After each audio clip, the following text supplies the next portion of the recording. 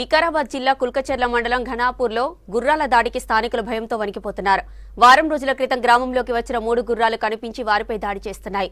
గుర్రాల దాడిలో ఇప్పటికే 3 తీవ్రంగా గాయపడ్డారు. దీంతో పిల్లలు, మహిళలు, వృద్ధులు ఇళ్ల నుంచి బయటకు రావడానికి భయపడుతున్నారు.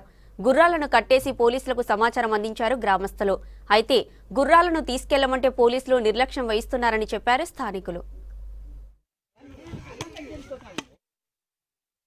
ఈ గ్రామంలో గుర్రాలు సంచరించుకుంటూ గుర్రాలు వ్యక్తులపై దాడి చేస్తున్నాయి. ఇవి చేన్లలకు వెళ్ళే వ్యక్తులపై దాడి చేసి గాయపరిచినాయి.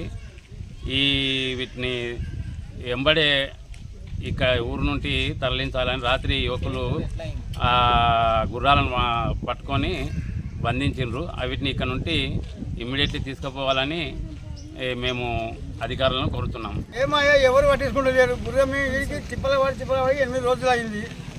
మందులు కరుస్తున్నది, తంతున్నది, కొరుకుతున్నది, ఏం బేకాదు చేస్తున్నది. మమ్మల్ని పట్టించుకునే దిక్కేవాళ్ళు లేడు. ఎట్లా దీనికి రూపం ఏం లేదా? మరి మీరు పట్టించుకున్న పోయి పోలీసులు పట్టుకున్న పోయి మరి మా ఊరిలో మేము తిప్పబడుతున్నాము.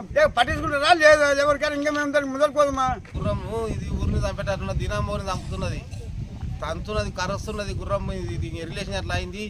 మా ఊరికి చంపేటట్టున్నది తప్ప ఎవరిదైనా దయచేసి పట్టుకోపోండి. ఇక దీన్ని ఉంచకండి. వారం ఎక్కువ అయింది వచ్చి